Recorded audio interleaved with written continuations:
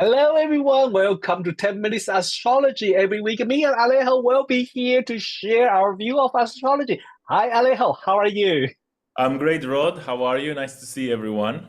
Yeah, nice to see you too. And I think I'm quite happy at this moment because in UK we have unusual nice weather. Ah, nice. Actually, here we don't. We have it's cold and cloudy. I No, think what happened? They lied to me. I was told I was moving to an area where I would have eternal summer. we steal the summer from you. Exactly. Give it back. You stole so many things in the UK from Greece, Yeah. so give them back. Yeah. Yeah, and we also steal power from Spain and Portugal. Yes, yes. Give it all Yeah, back. yeah. First things here, I want to say a few things. I want to say thanks to our supporter. Doesn't matter you always join us for 10 minutes astrology or for other series like mountain astrology or the lunar reason. I want to say because our the viewer time is increasing, so very soon we step into next level.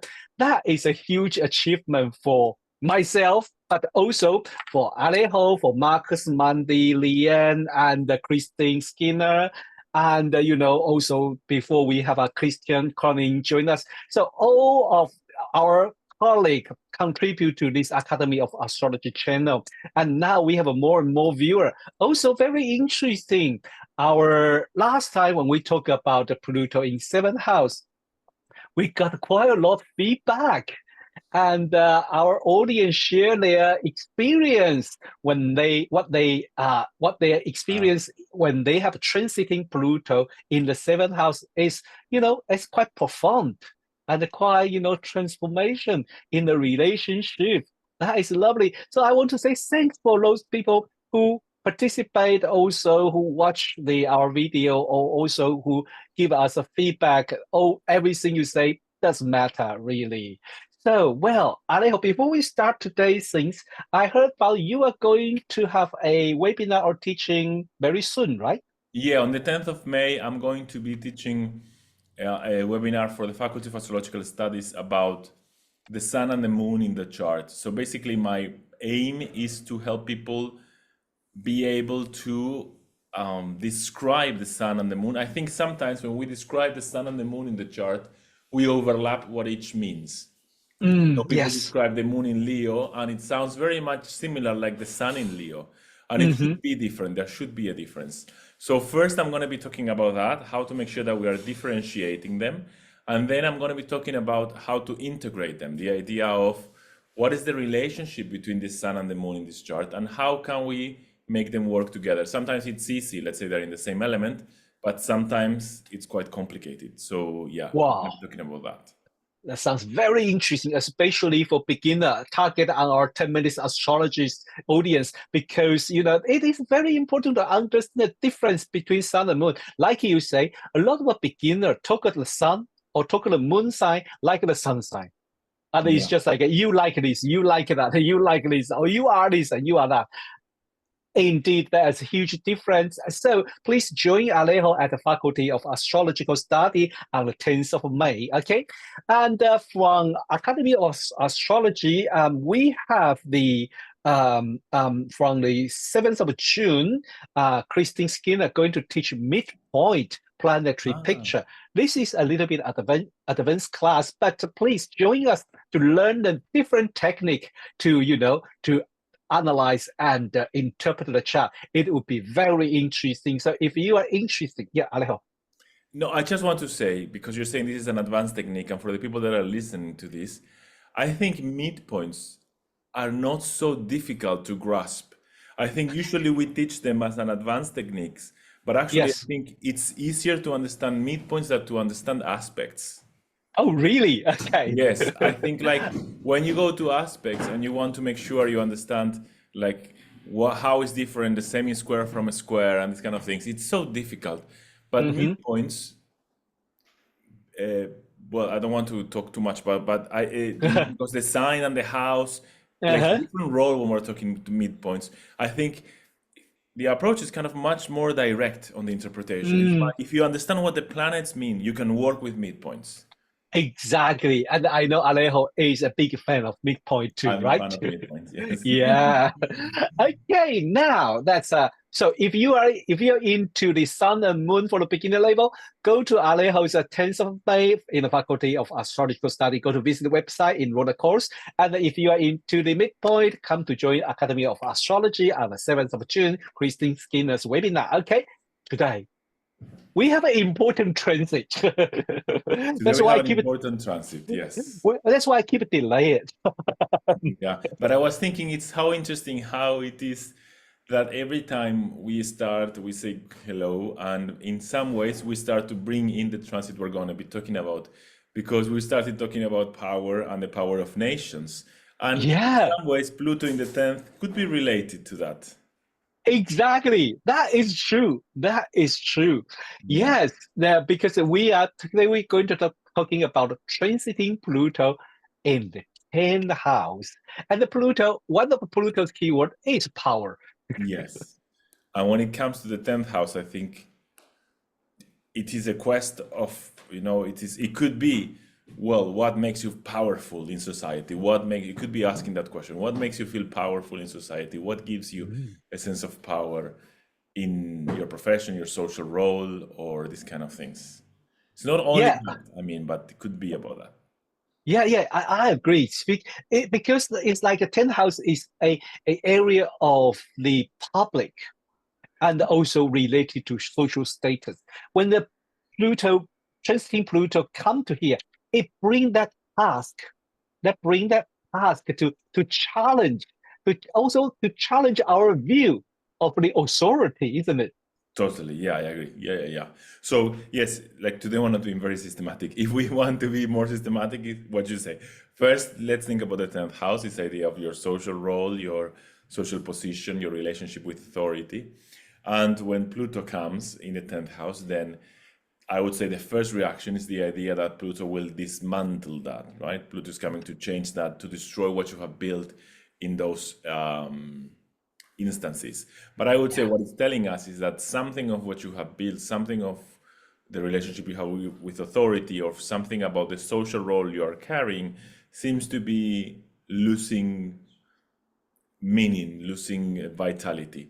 And it's quite interesting because this is happening after Pluto has been going through your ninth house. Yeah, So am I right? Yes, right? Because yeah. so it's quite interesting that you have been analyzing what is meaningful for you and what you believe in, and so then Pluto goes into your 10th house and tells you, okay, now that you have unrooted all of these beliefs, the life you are carrying, does it match what you believe in? So adjustments Mhm. are needed, I think.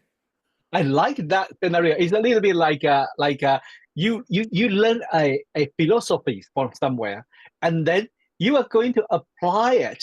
You're going to apply it in the public area in your how you see the society. It challenges you and to re-examine what you believe before, and that is a very interesting, especially I think I'd like to trace from the about authority that view because Mm. it is very interesting.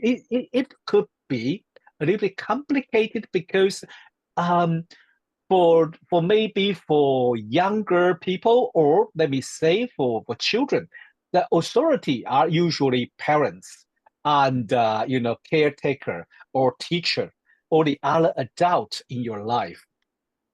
They build up the figure of authority and they teach us how to be an authority figure. And somehow we learn to become those authority. And then Yeah. when transiting Pluto passed there, it totally turned upside down. And that it is not easy, not an easy way, not only for authority or not only for the so-called social status or career, because it's one of the angle. It usually can really turn everything upside down and invite us to re-examine the Yeah. authority figure and our relationship with authority figure. And another way is what kind of authority you want to be. You question it. Yeah, exactly. because something will change, right? Pluto will show you some stuff that you did not want to see. And I think it's unavoidable that something will change. But again, with this idea of descent, it could happen that we can think of catastrophic scenarios or more pleasant scenarios. So catastrophic scenarios could happen that you were waiting for this huge, I don't know, promotion in your work, and then instead of that, you get fired for something that you have done years ago that nobody knew, and suddenly it gets, everybody knows, and you get fired. Or it could be the opposite. It could be that suddenly, work is starting to become very demanding. You become almost obsessed with work and obsessed with success, and this takes you to actually a moment of success, but perhaps at a price. Perhaps you give something up to doing that.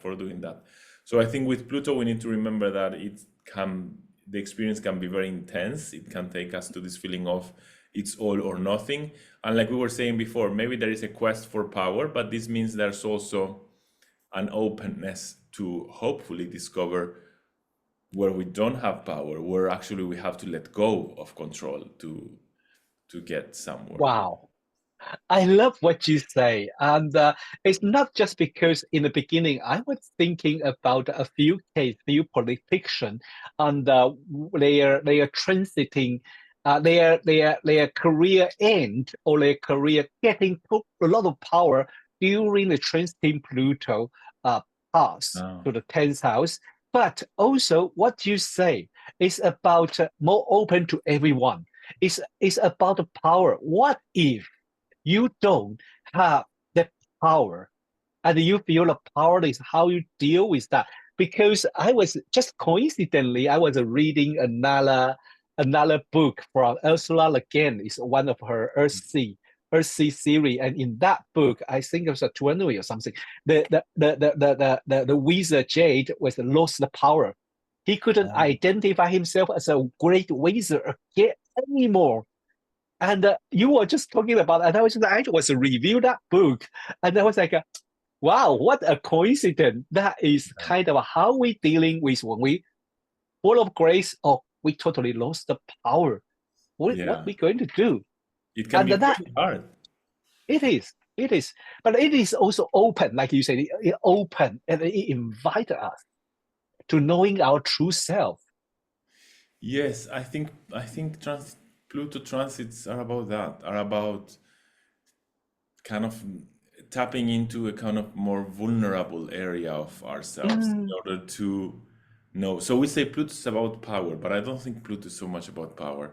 I think we react and we make it as about power, but I think actually Pluto is about letting go, It's the opposite of power, yeah. Yeah.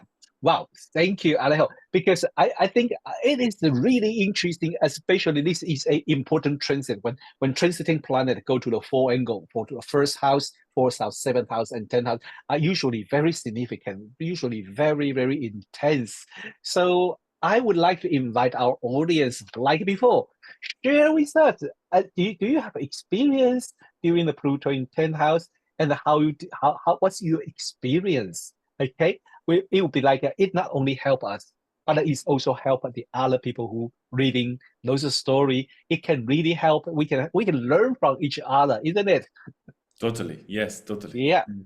So thank you, Alejo. Today we are talking about transiting Pluto in the 10th house. Well, without power, always power. But it's always helping us to understand who we are. So next week, we are going to talk about transiting Pluto in the 11th house. So see you next week. Bye-bye. Bye.